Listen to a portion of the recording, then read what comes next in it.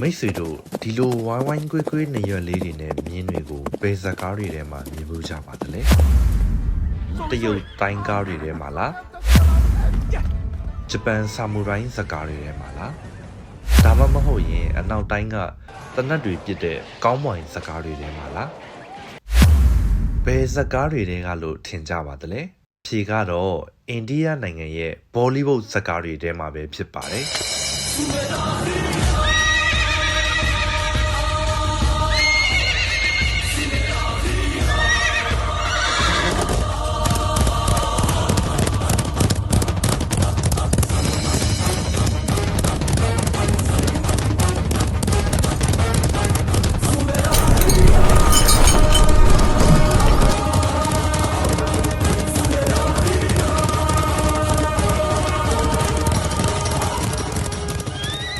ဒီမြင်းတွေဟာအိန္ဒိယနိုင်ငံမှာသာတွေ့ရမယ့်ထူးခြားတဲ့ဝိုင်းဝိုင်းကွေးကွေးနေရလေးတွေနဲ့မာဝါဒီမြင်းမျိုးစိတ်ဖြစ်ပါတယ်။အခြားသောမြင်းမျိုးစိတ်တွေနဲ့မတူဘဲဒီမြင်းတွေရဲ့ထူးခြားချက်ကတော့တစ်ဖက်နဲ့တစ်ဖက်အချင်းချင်းထိနေတဲ့သူတို့ရဲ့နရွက်ကောက်ကောက်လေးတွေပါပဲ။နရွက်လေးတွေကအတွင်းဘက်ကိုအသေးပုံစံကွေးနေပြီးတော့တစ်ခုခုကိုအာယုံစိုက်နားဆွင့်လိုက်တဲ့အခါ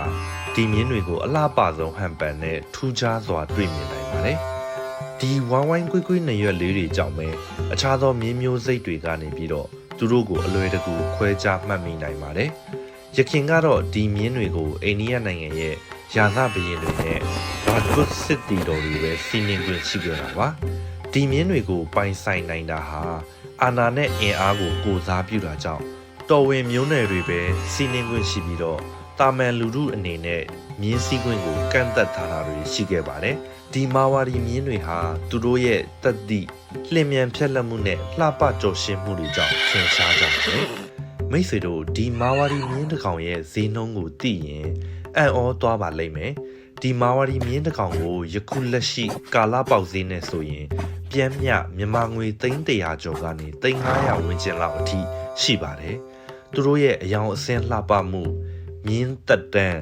မြင်းတောက်နဲ့စွမ်းဆောင်ရည်တွေပေါ်မူတည်ပြီးတော့ဈေးတွေမျိုးမျိုးကွာခြားကြပါတယ်သူတို့အတွက်တန်တတ်မှတ်ထားတဲ့ဈေးနှုန်းမျိုးမရှိပေမဲ့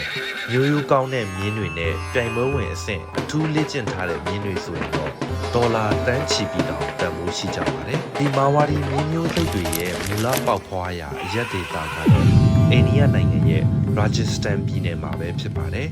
ဒီ Rajasthan ပြည်နယ်ကတော့တဲကန်နိုင်ရတွေနန်းတော်တွေနဲ့ဒီမာဝါဒီမြင်းတွေကြောင့်နာမည်ကြီးလာပါတယ်ဒီမာဝါဒီဆိုတဲ့အဓိပ္ပာယ်ဟာလဲ Rajasthan ရဲ့သမိုင်းတွေထဲမှာတဲကန်နိုင်ရဒေသကိုပူဇော်ပြုနေပါတယ် Rajasthan ပြည်နယ်မှာတော့ဒီမာဝါဒီမြင်းတွေကိုပိုင်ဆိုင်ရခြင်းဟာသူတို့ရဲ့ဂုဏ်သိက္ခာတစ်ခုကိုဖော်ပြနေတယ်လို့ပါပဲဒီမာဝါဒီမြင်းတွေဟာအိန္ဒိယနိုင်ငံတော်လှန်ရေးသမိုင်းနဲ့စစ်ပွဲတွေအတွင်းမှာအသုံးပြုခဲ့တဲ့မြင်းတပ်ရဲ့အဓိကအခန်းကဏ္ဍကပါဝင်ခဲ့ပါတယ်။အခြားသောမြင်းမျိုးစိတ်တွေနဲ့မတူတာဒီမာဝါဒီမြင်းတွေကခြေတိုးရခတ်တဲ့တောင်ပိုင်းသဲခံရတွေကြားက50ဒီဂရီလောက်ရှိတဲ့ပူဒဏ်နဲ့ရာသီဥတုပြောင်းလဲမှုဒဏ်ကိုခံနိုင်စွမ်းရှိတာပဲ။အစာရည်စာနည်းနည်းနဲ့ချိန်ကြာကြာခင်းပြင်းနိုင်တာကြောင့်16ရာစုနှစ်မာဂျ်ဘုတ်အင်ပါယာခေတ်အတွင်းသူတို့ကိုစစ်စိန်ရေးတည်ထားတဲ့အတွက်အဓိကထားအသုံးပြုခဲ့ပါတယ်။သူတို့ရဲ့နေရွက်တွေကအရှိကနေအနောက်ထိပတ်လည်လှည့်ပြီးတော့ပတ်ဝန်းကျင်ကအတန်တွေကိုစူးစမ်းနိုင်ပါတယ်။အရှိကိုတွားနေပေမဲ့လည်းနောက်ကလာတဲ့အရာတစ်ခုကိုဥကောင်းမလဲပဲနဲ့ရန်သူလားမိတ်ဆွေလားဆိုတာကိုချက်ချင်းခွဲခြားသိနေနိုင်ပါတယ်။အဲ့ဒီအခြေအနေလျောင်းသူတို့ရဲ့ခန္ဓာကိုယ်ကလည်းရင်ဆိုင်ရမလားရှောင်ထွက်ရမလားဆိုတာကိုချက်ချင်းအလင်းအမြန်တုံ့ပြန်တတ်ပါတယ်။ဒါကြောင့်သူတို့ကိုစီးနှင်းတဲ့ Rajput စစ်တီတွေကမြင်းမော်ကနေပြီးတော့သူတို့ရဲ့နေရွက်အနေထားကိုအကဲခတ်ပြီးပတ်ဝန်းကျင်မှာရန်သူရှိမရှိဆိုတာကိုသိမြင်နိုင်ကြပါတယ်။ Rajput ဘုရင်တွေကမြင်းတွေကိုသူတို့ရဲ့ပိုင်ရှင်စစ်တီတွေနဲ့တစ်သက်လုံးတွဲမိနေအောင်စစ်တီတအူးကိုမြင်းတစ်စီးစီပေးအပ်စေပြီးတော့မီးဓာတ်လှန်တန်ကြက်ကစတဲ့အတန်တွေကိုမကြောက်အောင်နဲ့စစ်ပွဲအတွင်းမှာဒဏ်ရာရနေတဲ့သူတို့ရဲ့ပိုင်ရှင်တွေကိုလုံခြုံရာအရက်တို့ပြန်လည်ခေါ်သွားနိုင်အောင်အထူးလေ့ကျင့်သင်ကြားပေးကြပါတယ်။ဒီမာဝါဒီမြင်းတွေနဲ့ Rajput စစ်တီတွေကြားကအပြန်အလှန်နားလည်မှုတစ္ဆာတည်တတ်မှုနဲ့ရဲရဲနဲ့စွမ်းဆောင်ရည်တွေကြောင့်ပဲ Rajput စစ်သည်တွေဟာဒီမြင်းတွေကိုမိမိအသက်သမျှတန်ဖိုးထားမွေးမြူခဲ့ကြပါတယ်ဒီလိုနဲ့သားစဉ်မြေဆက်မွေးမြူထိန်းသိမ်းလာခဲ့ရတယ်ယခုချိန်မှာဆိုရင်တော့ဒီမာဝါဒီမြင်းတွေဟာအိန္ဒိယနိုင်ငံရဲ့နေရာအနှံ့ပြားမှာပေါက်ပွားလာခဲ့ကြပါတယ်ဒါပေမဲ့လည်းအိန္ဒိယနိုင်ငံဟာဗြိတိရှလက်အောက်ရောက်ချင်တော့ဒီမာဝါဒီမြင်းတွေရဲ့တန်ဖိုးကိုမသိတော့ဘဲနဲ့ဗြိတိရှတွေကသူတို့နိုင်ငံက True Bred မြင်းမျိုးတွေကိုပဲဦးစားပေးခဲ့ပါတယ်ဒါကြောင့်မလို့ကိုလိုနီခေတ်အတွင်းမှာဒီမာဝါဒီမြင်းမျိုးတွေဟာအရေးအတွက်အလွန်လျော့နေသွားခဲ့ပါတယ်ဒီလိုနဲ့ကိုလိုနီခေတ်ပြီးဆုံးချိန်20ရာစုနှစ်လောက်မှာတော့ဂျို့ဘောဘရင်နဲ့မွေးမြူရေးပညာရှင်တွေကဦးစီးပြီးတော့ဒီမာဝါဒီမြင်းတွေကိုစနစ်တကျပြန်လည်သားဖောက်တာတွေနဲ့ပြပတင်ပို့မှုတွေကိုထိမ့်သိမ်းကန့်သက်လိုက်တာကြောင့်အရေးအတွက်ပြန်လည်တိုးပွားလာခဲ့ပါတယ်ဒီလိုအခြေအနေတွေဖြစ်ပေါ်ခဲ့တာကြောင့်မလို့အချို့သောမြင်းပိုင်ရှင်တွေကဝင်ငွေပိုကောင်းတဲ့အခြားသောနိုင်ငံခြားမြင်းမျိုးစိတ်တွေကိုမွေးမြူသားဖောက်ရတာထက်ဒီမာဝါဒီမြင်းတွေကိုပဲမွေးမြူထိန်းသိမ်းရတာကိုတန်မိုးထားလှုပ်ဆောင်ခဲ့ကြပါတယ်ဒီမူလရာဂျစ္စတန်ပြည်နယ်မှာတော့ဘိုးဘေးတွေလက်ထက်ကလေးကနေဒီမာဝါဒီမြင်းတွေကိုမွေးမြူထိန်းသိမ်းလာခဲ့တာယခုဆိုသားစဉ်မြေဆက်80လောက်တောင်ရှိပြီဖြစ်တဲ့မိသားစုတွေလည်းများလှပါတယ်ဒါကြောင့်လဲရာဂျစ္စတန်ပြည်နယ်မှာကတော့ရေးစင်လာမပြတ်ပူရှကာဘာလိုဒရာ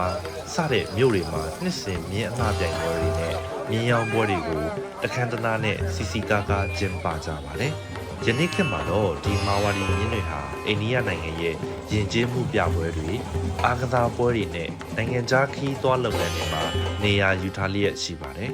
ဒီမာဝါဒီမြင်းတွေဟာအိန္ဒိယနိုင်ငံရဲ့ယဉ်ကျေးမှုနောက်ခံသမိုင်းကိုပုံဖော်နေတဲ့တင်ငေသားတစ်ခုဆိုရင်လည်းမမှားပါဘူးခင်ဗျာကျွန်တော်လည်းဒီရာဂျစ္စတန်ပြည်နယ်ကိုရောက်တော့ဒီကသဲကန္နရာတွေနဲ့နန်းတော်တွေကိုဒီမြင်းတွေစီရင်လေ့လာခဲ့ရတာကတော့ကျွန်တော်ဘဝမှာအထူးခြားဆုံးအတွေ့အကြုံလို့ပြောလို့ရပါတယ်။နေရွက်ကောက်ကောက်လေးတွေနဲ့တတိတခြားဟန်ပန်ရှိနေတဲ့သူတို့နဲ့ထိတွေ့ခွင့်ရတာကလည်းကျွန်တော်ရဲ့အိန္ဒိယခီးစဉ်ကိုပို့ပြီးတော့အသိဉာဏ်ရှိနေပါတယ်။အာကတ်မှာဒီမာဝါဒီမြင်းတွေမှမဟုတ်ဘူး။အခြားသောဒီလိုရှားပါမျိုးစိတ်တွေကိုဆက်လက်ပြီးတော့မျိုးမြင့်ထိန်းသိမ်းနိုင်ဖို့ကကျွန်တော်တို့တွေအားလုံးမှာတာဝန်ရှိပါတယ်ခင်ဗျာ။